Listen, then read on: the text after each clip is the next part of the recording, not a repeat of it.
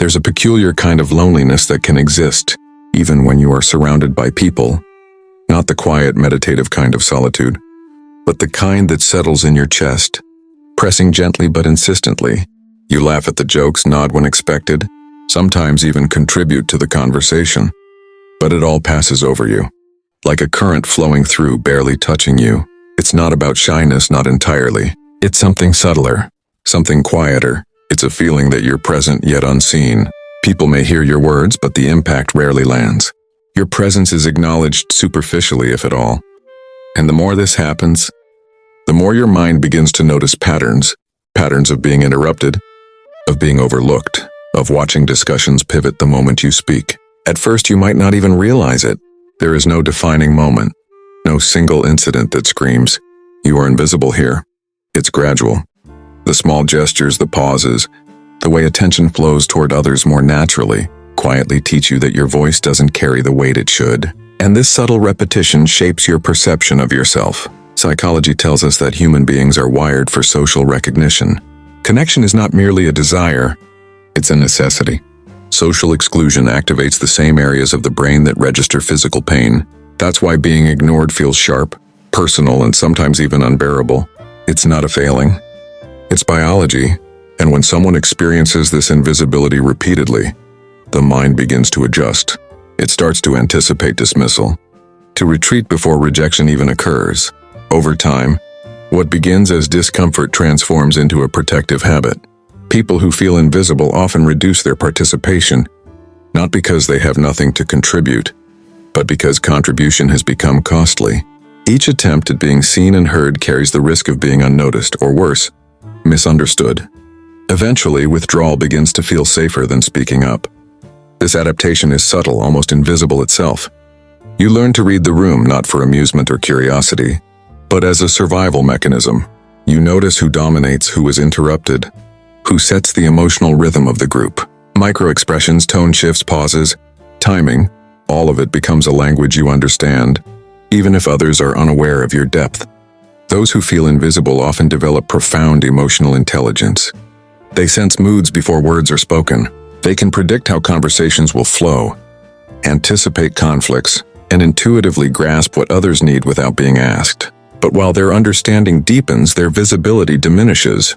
The effort to assert themselves is weighed against the potential dismissal, and the scales almost always favor silence. This is not weakness. It is adaptation. It is your nervous system learning what is safe. And yet, despite this wisdom, a quiet frustration often lingers. You begin to question yourself, internalizing subtle social feedback. Am I too much? Too quiet? Too intense? The constant self-monitoring erodes trust in your own perception. Even confident ideas feel risky to express, and the brain begins to filter thoughts before they ever leave your mouth. Psychologists call this internalized social invalidation. When repeated dismissal occurs, your mind eventually takes over the role of the dismissive others. Your thoughts are minimized, your feelings softened, your desires muted, all in an effort to preserve safety. The behavior that once protected you now subtly dictates how you engage with the world. Invisibility becomes not just an experience, but a habit, a pattern woven into your daily life. And yet there is a resilience embedded in this adaptation. People who feel invisible have learned to survive emotionally without constant affirmation. They are quietly strong. They endure neglect without complaint, absorb tension without reaction, and provide emotional support to others even when unrecognized. But this resilience has a cost. The world rarely rewards subtlety or depth, and those who live in these layers often feel underappreciated, emotionally depleted, and isolated even in company. Growing up often sets the stage for this dynamic. Children who are overlooked in families, classrooms, or peer groups learn early that their voice does not command attention. Roles are internalized: the quiet observer, the peacemaker, the invisible helper, and these identities carry forward into adulthood. The brain, remarkably loyal to familiar patterns, finds comfort in predictability, even if that predictability limits expression.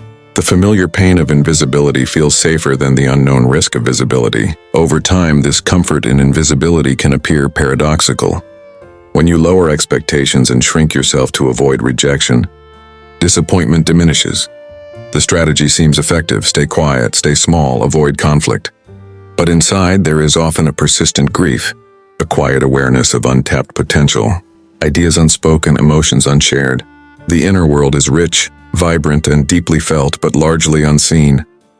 When genuine recognition finally occurs, a thoughtful question, remembered details, sincere listening, the emotional response can feel overwhelming. It is not dramatization, it is relief, the satisfaction of having the invisible acknowledged. These moments, rare as they may be, reveal the depth of need that has been quietly accumulating. People who experience this invisibility are not passive or weak. They are observant, sensitive, adaptive, and resilient. Yet, the repeated experience of being unseen shapes their social strategies. Withdrawing, observing, minimizing, and anticipating dismissal. This is the silent loop of invisibility, a cycle that can persist unnoticed, quietly shaping behavior, perception, and identity. In a crowded room, the invisible person's mind is rarely idle. While others speak, laugh, or assert, they are tracking energy, measuring tone, reading expressions, calculating timing. Their silence is not rest, it is work. Emotional labor is performed quietly, often without acknowledgement. And over time, this labor can become exhausting, affecting not only social participation but also the inner sense of self-worth and confidence. Understanding this pattern is the first step toward change. Recognizing that invisibility is a response, not a flaw, allows the mind to reframe experience. It is not a statement of inadequacy, but of learned adaptation. This awareness becomes the seed for reclaiming presence, for approaching social interaction with gentleness toward oneself, for nurturing the voice that has long been minimized. Once the pattern of invisibility is recognized, the mind begins to navigate the social world differently. It's not an overnight transformation. Change is subtle. Like a river carving a path through stone, you start to notice small moments where your thoughts, when expressed, are acknowledged, however faintly. You pay attention to spaces where listening happens naturally, where others wait to hear you, where your presence matters. These glimpses are rare, but they are profound. The invisible person often becomes a master observer. They notice nuances others overlook, the shift in a friend's tone, the hesitation in a colleague's words, the unspoken tension between people. This heightened sensitivity is not accidental. It is a survival skill honed through years of navigating a world that often overlooks subtlety. While others rely on loudness or speed, the invisible person relies on perception, intuition, and patience. They read the unspoken, feel the unsaid, and understand dynamics on a level most people never notice. Yet this awareness can be exhausting. Every interaction becomes an analysis. Every conversation, a mental map of who controls attention and who drifts in its shadow. The invisible person invests energy in calibrating themselves to the room, constantly weighing when to speak, when to remain silent, and how their words will land. This is not mere shyness. It is learned caution. It is a strategy to navigate a world that rarely pauses for subtlety. This sensitivity carries both gifts and burdens. Emotional intelligence blooms quietly. They can sense fear, joy, frustration, or desire before it is verbalized. They notice patterns in relationships that escape casual observers. But the cost is invisibility itself, the constant calculation, the self-doubt, the internal questioning that grows from repeated dismissal. Over time, they may begin to preemptively withdraw, anticipating reactions before they even occur. In group settings, these individuals often act as emotional anchors. They notice when tension rises, when someone struggles to speak, when unspoken needs go unmet. Their empathy is deep, intuitive, and consistent, but it rarely attracts recognition. Dominance and assertiveness are rewarded loudly, while relational intelligence remains unacknowledged. This imbalance reinforces the invisible pattern, making it feel safer to stay quiet and absorb than to assert and risk dismissal. Childhood experiences often compound this dynamic. A history of being overlooked, whether at home, in school, or among peers, lays the foundation for a lifelong pattern. Early roles, quiet observer, peacekeeper, helper, become identity markers. The mind, loyal to familiar structures, finds comfort in these roles even if they limit expression. The invisible person carries this internalized guidance into adulthood, often unconsciously shaping their interactions and expectations. The invisible person's inner world is rich and complex. Thoughts are layered, feelings deep and creativity abundant. Yet without an audience that genuinely listens, these internal resources remain hidden. Writing, art, and one-on-one connections often become essential outlets, spaces where depth is valued over dominance, where subtlety is seen, and where expression does not carry the same risk of dismissal. Reclaiming visibility begins internally. It is not about competing for attention, speaking louder, or changing who you are.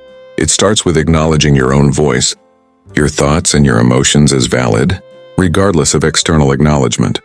Self-recognition becomes the first audience, creating a foundation of internal validation from which external presence can gradually grow. Small actions build momentum.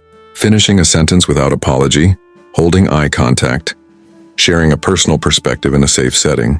These moments may seem minor, but they reinforce the understanding that being seen is not dangerous. Gradually, the invisible person learns to navigate social spaces without preemptive withdrawal, choosing when and where to contribute, and discovering that their input carries value. There is also a profound shift in identity.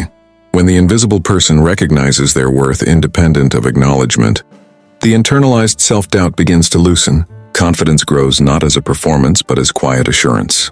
They begin to notice patterns of power and attention without internalizing them. They distinguish between spaces that honor their presence and those that do not, and they make choices accordingly. Healing from invisibility requires patience and self-compassion. The brain has learned patterns over years, sometimes decades. Relearning visibility is slow, iterative, and deeply personal.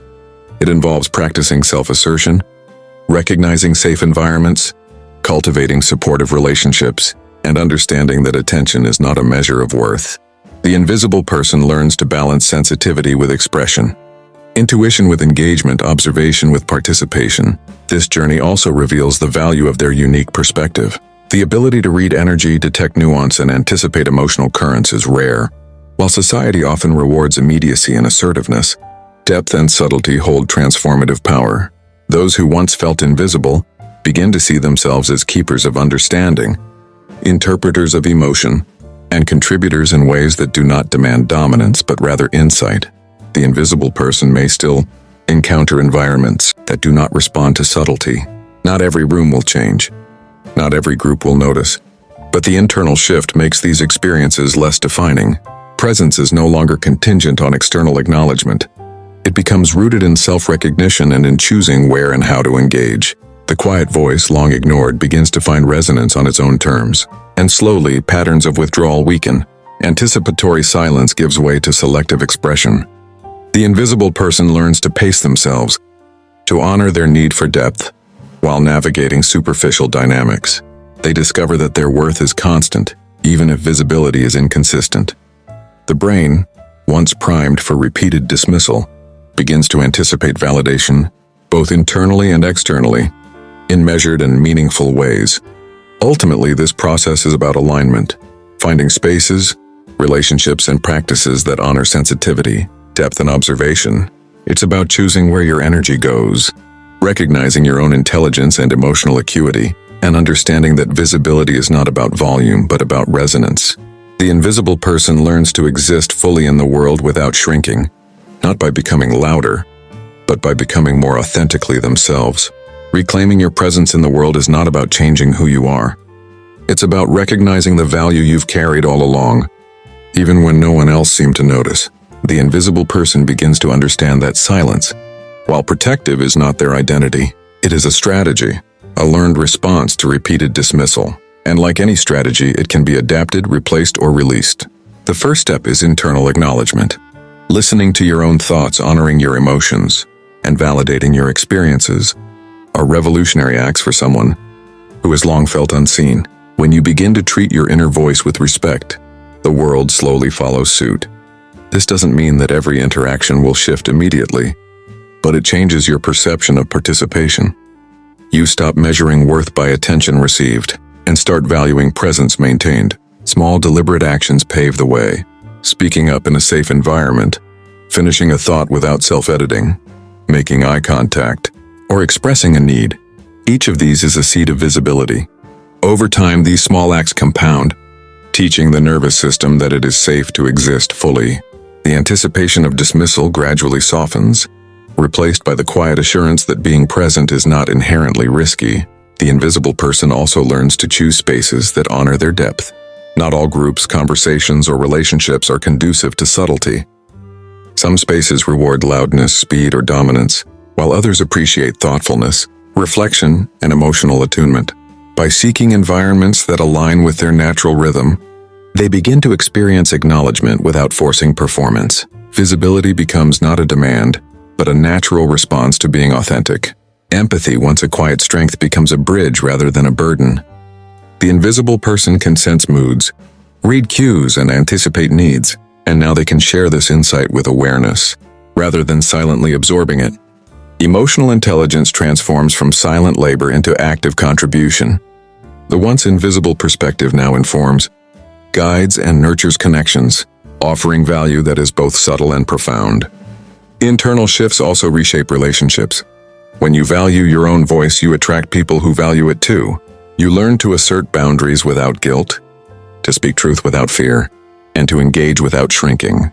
The nervous system, conditioned for caution, gradually recalibrates to recognize that presence can coexist with safety. Trust in oneself strengthens, and with it, the ability to participate fully. Even in challenging social contexts, this process is not linear. There will be moments of doubt, setbacks, or rooms where invisibility persists. But these experiences no longer define the invisible person. Instead of internalizing dismissal, they recognize it as a mismatch between environment and personal resonance. Self-worth becomes independent of external attention, rooted instead in consistent self-recognition and deliberate engagement. Healing from invisibility also involves embracing the unique gifts that sensitivity and introspection provide. The invisible person's ability to read emotion, anticipate reactions, and understand subtle dynamics is rare. These abilities, once unnoticed, now become tools for connection, leadership, and insight. Depth is no longer a liability, it is a source of strength. Ultimately, reclaiming visibility is about balance. The invisible person learns to navigate between depth and expression, observation and participation, sensitivity and presence. They discover that taking up space is not an act of aggression but of authenticity. Speaking, listening, and acting in alignment with their true self gradually replaces protective withdrawal with intentional engagement. The final realization is liberating. Your worth does not fluctuate based on attention. You do not need to compete for space, nor do you need to conform to environments that diminish subtlety. Presence is not earned through volume or dominance. It is claimed through authenticity, consistency, and self-respect. The invisible person understands that being seen begins with seeing oneself, and that the most profound recognition often starts from within. There is a quiet joy in this reclamation, moments of genuine connection, of thoughtful listening, of being acknowledged without effort, become not the exception but a reflection of internal alignment. The invisible person learns that the world need not always validate them loudly for their existence to matter. Their presence, nuanced and profound, begins to resonate naturally, in harmony with environments that recognize subtlety and depth. In the end, invisibility is revealed not as a permanent condition, but as a signal, a message from the inner world asking for alignment, for spaces, relationships, and experiences that honor sensitivity, reflection, and authenticity. It is a call to reclaim self-worth, to speak when needed, and to exist fully without apology. The invisible person discovers that they are never meant to shrink to survive. Their voice, once quieted by habit and expectation, can now emerge not as a shout, but as a steady, unwavering presence. This reclamation is gentle yet powerful. It transforms the experience of being unseen into an opportunity to honor oneself, navigate the world intentionally, and participate fully on one's own terms. By the time this understanding takes root, invisibility is no longer a limitation. It becomes a lens through which the person understands themselves, others, and the dynamics of the world. It is not erased, nor should it be. It has shaped resilience, insight, and empathy. But it is no longer a cage. The invisible person has learned to occupy space, claim voice, and embody presence, quietly but undeniably, allowing the world to witness not only their existence but their depth, intelligence, and enduring strength. And in that space, the invisible person begins to feel whole, recognized first by themselves, and then, in the most meaningful ways, by the world around them.